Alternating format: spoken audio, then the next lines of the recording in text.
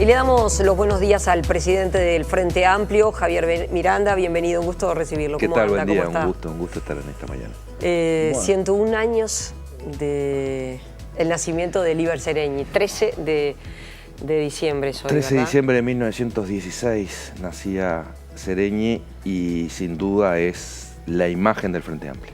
Yo creo que cuando pensamos en el Frente Amplio vemos esa cara afilada. Tenemos el recuerdo de ya un Seregni veterano, ¿no? Pero de ese que arrastraba un poco la S y nos hablaba de los consensos, que nos convocaba a encontrar a los sentires comunes, ¿no? Es el consentir. Es un día, para los frentamplistas es un día importante, realmente. Además, un día en que Seregni festejaba su cumpleaños, ¿no? Efectivamente hacía fiesta, le gustaba festejar los cumpleaños. Es un día donde los frentamplistas realmente nos miramos en nuestras raíces. Justamente, y sin ir a quienes analizaban a Seregni, sino haciendo mención a cómo el propio Seregni se definía. Particularmente recuerdo un ciclo de documentales de los colegas de TV Ciudad, en donde en una especie de autorreportaje Seregni se reivindicaba como un general ballista. Sí. Uno piensa, ¿el Frente Amplio se siente en condiciones de convocar, de seguir convocando más allá de la frontera estrictamente partidaria? Sí, por supuesto. Y lo debe hacer, es la vocación. Yo creo que además es el desafío, ¿no? Cuando un partido, el Frente Amplio no es propiamente un partido, está a medio camino, ¿no? Entre una coalición y un partido. Porque también el hecho de no ser una coalición electoral, de ser una coalición de unidad programática. Dependiendo de la discusión que se esté dando, a veces se parece más a un partido y a veces se parece mucho más a una coalición de partidos. Claro, a ver, voy a esto. No es una unidad ideológica, el Frente Amplio no es una unidad ideológica, ¿no? Izquierda Cristiana, con quien estuve ayer compartiendo presentaciones programáticas que hicieron súper interesantes, y el Partido Comunista no tienen una unidad ideológica, sin embargo tienen unidad de programa. O sea, confluyen desde sus distintas vertientes a conformar un programa común, una serie de propuestas, de medidas para, me gustaría pensar que es para la realización de los derechos fundamentales de todas las personas, se encuentran. Entonces, no hay unidad ideológica, sí hay unidad programática, y creo que eso es central. Esa es la vocación del Frente. Usted viene al programa el día después del acuerdo, finalmente, de la bancada de gobierno en torno a este proyecto de los denominados cincuentones. ¿Cuál es su evaluación política del momento? A ver, lo primero es el acuerdo. Yo creo que es un muy buen proyecto, un muy buen acuerdo. De un proceso que fue un proceso complicado la discusión, que no fue menor. Donde en algunos momentos la discusión se crispó. Entonces acá hay cuestiones de forma y hay cuestiones de fondo. La cuestión de fondo es la que importa.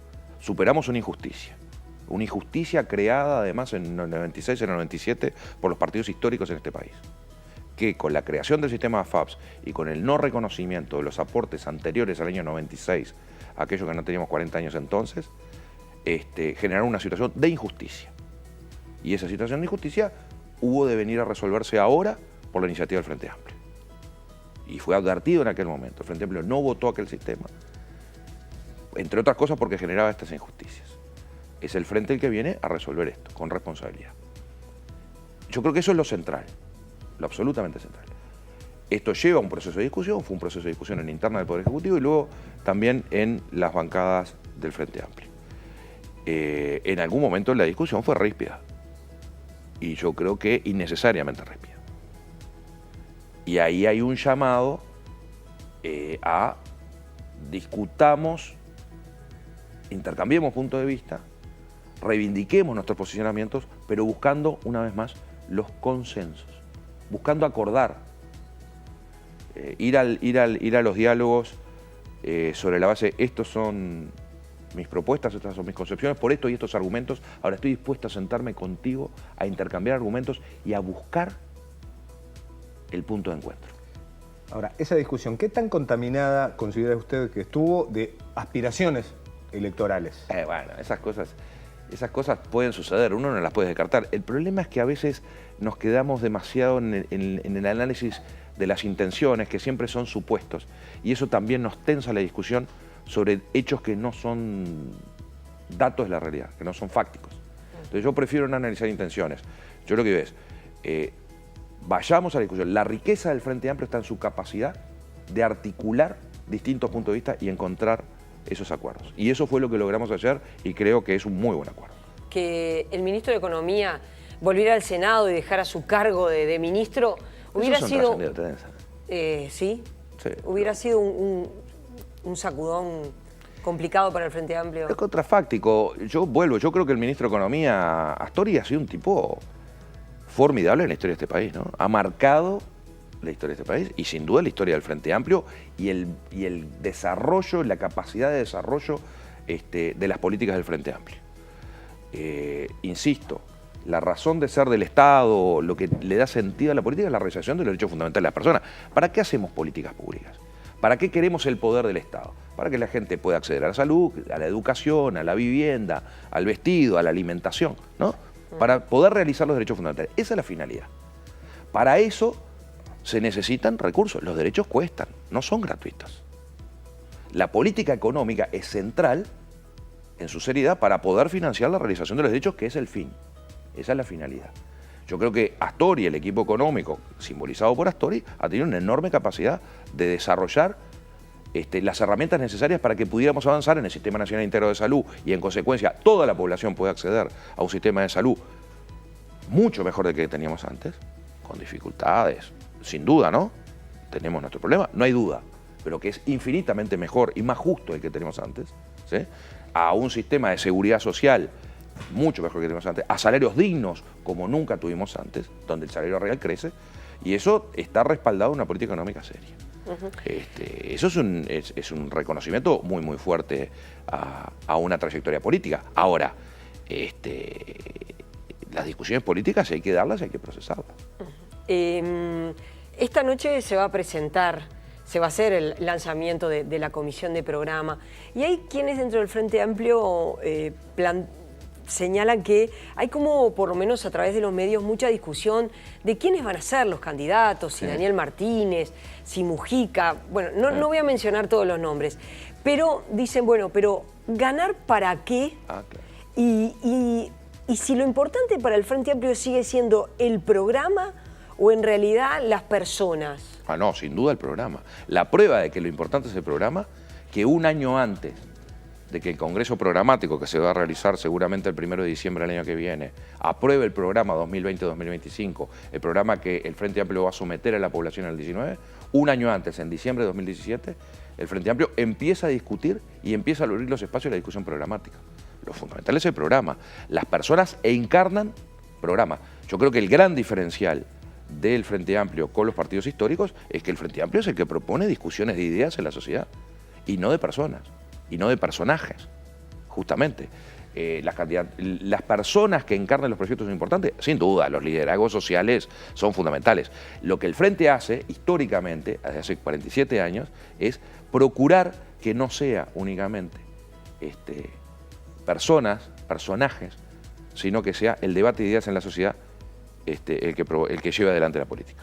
Eso es lo que propone el Frente Amplio, pero en los hechos uno siente que la permanencia de determinadas figuras hace que no sea muy distinto de los caudillos a los que los partidos tradicionales apelaron a lo largo de su historia. Es decir, hoy la discusión está en si personas que van a estar en el entorno de los 80 años y más, sí, claro, tienen la chance de ser candidatos. Y objetivamente, más allá de lo que el microclima de la fuerza política pueda discutir hacia adentro, cuando uno sale a la calle, cuando uno escucha como vecino, la gente sigue haciendo referencia a quien uno visualiza como caudillos de la izquierda. Sí, yo no diría caudillos, personalidad es enorme, ¿no? Astori es una personalidad enorme en la política uruguaya, por lo que recién decíamos.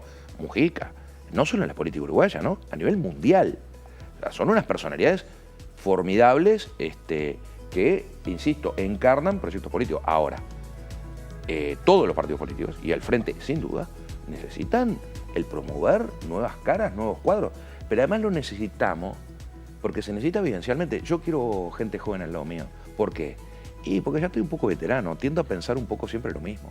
Entonces que vengan y me aporten, me desestabilicen en el sentido que me provoquen a pensar distinto y me aporten nuevas ideas, en un mundo que cambia.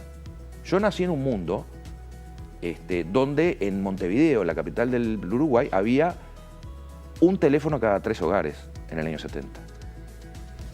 Y hoy hay un teléfono celular en cada bolsillo, independientemente de la clase social.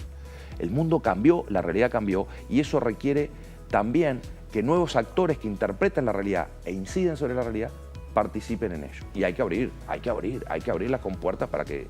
y hay que hacer los esfuerzos para promover esos actores.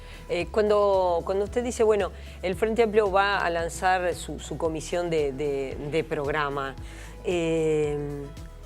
y para transformar ¿qué es lo que el Frente Amplio se propone? Porque hay quienes dicen, bueno, hay una mejor distribución de la riqueza, aunque hay que señalar que desde el 2014 la pobreza se mantiene en los mismos valores, es decir, la pobreza no ha bajado en el Uruguay de 2014. Entonces, ganar, de algún punto, ¿el Frente Amplio va a querer ganar para qué? Yo creo que el punto que señalaba Misraji es exactamente ese, ¿no? El Frente Amplio produce, las políticas que lleva adelante el Frente Amplio en el gobierno, produce un gran cambio en el Uruguay, mejora la redistribución de la riqueza, que vuelvo a insistir, no es un fin, es un medio para acceso a derechos, permite que mucha más gente acceda efectivamente a los derechos. Para mí es paradigmático el tema del Sistema Nacional Integral de Salud. Yo diría que ese es uno de los cambios paradigmáticos, y el otro, no el único, pero el otro gran cambio es la estructura tributaria, porque eso es lo que permite financiar con justicia el acceso a derechos. Esa agenda es una agenda que se cumplió. Yo creo que hay, por eso hablamos hoy de la segunda generación de la reforma de salud, por ejemplo. Yo creo que hay que dar un salto cualitativo. Ya no se trata únicamente de profundizar o incluso de consolidar políticas que se iniciaron en este país en 2005, sino que se trata de repensar un mundo que es distinto. Tenemos algunos desafíos centrales. El mundo del trabajo está cambiando y va a cambiar radicalmente. Tiene que ver con los cambios tecnológicos, pero también con la forma de las relaciones de producción. Están cambiando las relaciones de producción.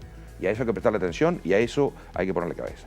Todo el tema de innovación tecnológica. Yo creo, y me gustaría discutir con mis compañeros en el frente, el tema de la apuesta tecnológica, de un Uruguay tecnológico, que me parece que es central, ¿no? A ver, lo que estoy intentando expresar es, no se trata ya solamente de profundizar los cambios que provocamos, sino de generar nuevos cambios sustanciales. Lo digo por el tema de la pobreza. Si nosotros generamos, lo expresa el índice de Gini, generamos unos grados de desigualdad, achicamos la desigualdad en el Uruguay con nuestras políticas públicas, hoy tenemos que darle un nuevo impulso para seguir achicando esa desigualdad. Y eso exige algunos cambios que son cualitativos, ya no de profundización sobre huellas que venimos, sino de realmente de verdaderos cambios en la concepción de la política. Estoy pensando sobre todo en las políticas públicas de igualdad. Y en ese sentido, hace poco hablábamos con el sociólogo Gustavo de Armas, ¿no? De cómo la pobreza a nivel de la tercera edad en nuestro país pudo bajar drásticamente luego de una reforma constitucional que asoció al índice medio de salarios el aumento de las jubilaciones. Ahora, también se dice que atacando la pobreza infantil, Uruguay puede acercarse a eliminar la pobreza. Pero eso cuesta. Claro, cuesta dinero, y se ha llegado hasta acá con una reforma tributaria que permitió acceder a los dineros que sustentaron algunas reformas. Pero al parecer, y tomando en cuenta el déficit fiscal que tiene que manejar el Uruguay, hay dineros que están faltando para poder implementar políticas que definitivamente encaren el tema de la pobreza en la infancia. ¿Va a haber que ir por un nuevo contrato en lo que tiene que ver con las leyes tributarias? A ver, los derechos cuestan, no hay duda. La política es la priorización de la distribución de los recursos para la satisfacción de los derechos. Básicamente eso es lo que hacemos. Yo creo que uno de los desafíos más grandes que tiene Uruguay, no el único, pero uno de los más grandes, es justamente la situación de primera infancia en particular, 0 a 5 años. Yo creo que ahí necesitamos una mirada concentrada para superar las desigualdades que tenemos en ese tramo etario. Que además es un tramo etario que a veces no se mira porque no tiene resultados electorales inmediatos, pero socialmente es fundamental, es central. Yo francamente sí creo que tenemos que ir a una ley integral de infancia, que tenemos que mirar, que nuestra política debe priorizar absolutamente el rango de primera infancia. Pero no solo, y eso exige recursos. ¿De dónde obtener los recursos? De redistribuciones.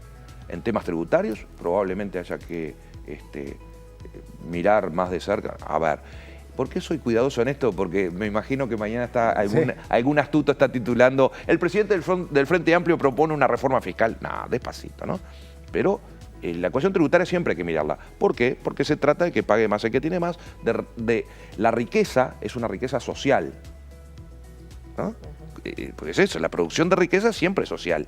Yo soy abogado. La riqueza que yo obtengo con mi trabajo de abogado en mi estudio jurídico, cuando lo tenía, no es solo producto de mi esfuerzo, es producto de un esfuerzo social. Es el acumulado histórico que me permitió a mí adquirir conocimiento, que es un acumulado histórico, y además participar de una universidad de la República que construimos todos. Esto para explicar que mi honorario profesional es también producto de la riqueza social, no es únicamente de mi esfuerzo individual. Claro. Muchas veces se pierde esto. Entonces, mi contribución solidaria al sostenimiento de los derechos de todos es parte de restitución de la riqueza social que yo heredé, acumulé, ¿sí? Y que en mí se reflejó. Entonces, siempre hay que mirar la cuestión tributaria. Pero vuelvo, hay cuestiones de redistribución. No solo es un tema de ingresos, sino también es que es un tema de gastos. Y hay que ver cómo priorizo los gastos. Esa ecuación es la que hay que mirar. Cuando usted recién hablaba del titular y cómo podían titular, si usted proponía una nueva reforma tributaria, también está planteado de si el Frente Amplio está dispuesto a confrontar con aquellos sectores que muchas veces son los que escriben esos titulares. En el sentido que, bueno, para redistribuir riqueza hay que tocar la riqueza. Y eso es todo un problema, porque quien acumula la riqueza obviamente no quiere que se la toque. Claro, no le gusta. Sí, está bien, pero esas son las lógicas de las propuestas políticas y las diferencias de las propuestas políticas. Yo creo que el Frente justamente lo que propone es mayor justicia distributiva, con esta concepción de que la riqueza es una riqueza construida socialmente y no individualmente, con valores detrás de esto que tienen que ver con la solidaridad. Esos son los valores que identifican al Frente, siguen siendo los de libertad, pero además los de igualdad, es posible la igualdad en derechos, y los de solidaridad. Esa es la diferencia central. Esa es la diferencia central con concepciones, y aquí sí son cuestiones ideológicas, de los individualismos, de la cela tuya, y bueno, cada cual de acuerdo a sus méritos, y punto, y con las herencias sociales que esto tenga. Por eso es que algunos sectores propusieron hace apenas un año y medio que no fonaseáramos a los jubilados. Esto es, que el contingente de jubilados no entrará a FONASA. ¿Por qué? Porque el Sistema Nacional de Salud es deficitario. Decir que el Sistema de Salud es deficitario es como decir que la escuela pública es deficitaria. Es cierto que los ingresos que provoca el mismo sistema de financiamiento de la salud no alcanzan para cubrir todo el gasto de salud, pero lo saco de otros lados. O sea, no lo miro parcialmente, porque si no accede a la salud, solo el que tiene plata. Y el que no tiene plata, que se brome, que tenga carnet de pobre, como termina en este país en 2004. Servicios de mala calidad. Estas son las propuestas. Esto es lo que hace la diferencia de las propuestas políticas en la sociedad. ¿Y qué es lo que queremos discutir en la sociedad? Y la discusión interna y cómo la viene procesando el Frente Amplio, porque usted ha sido crítico, ¿impide que comunique de esa manera? No sé. Nosotros tenemos nuestras discusiones. A ver, la izquierda es por definición crítica. O sea, es una identidad de la izquierda. Somos críticos. Críticos quiere decir reflexivos, pero además fuertemente cuestionadores de lo dado. ¿Por qué? Porque siempre creemos que se puede cambiar, se puede mejorar. ¿Sí? Ese es un desafío típico de izquierda. Eso nos hace muy discutidores en la interna. El problema es cuando a veces nos pasamos la raya y terminamos convirtiéndonos nosotros mismos en la oposición de nosotros mismos. Yo creo que no hay que ser nada condescendiente, ya sé para dónde vas a ir, pero yo no quiero ser nada condescendiente en la necesidad de la discusión. Ahora, lo que creo es que hay formas de discutir y hay actitudes con las cuales se va a discutir. Yo sé que me vas a plantear lo de la peronización de la política. Yo estoy preocupado con estaba pensando, ¿sabe qué? ¿Cómo se ha beneficiado el Frente Amplio de eso también? Estos son mis prejuicios. Exactamente. Estaba pensando en cómo se benefició el Frente Amplio en ser a veces oficialismo y oposición, y de alguna forma acaparar toda la discusión, dejándole muy poco espacio a una oposición que, sobre todo en los primeros dos gobiernos, le costó muchísimo ubicarse en el lugar. Yo no le dejo espacio. Háganselo. Hagan propuesta a la sociedad para hacerse el espacio. O yo, graciosamente, tengo que hacerle el espacio. No, tráigame alguna idea para que podamos discutir entonces y confrontar ideas. Ahora, si usted no discute, ¿qué quiere que haga?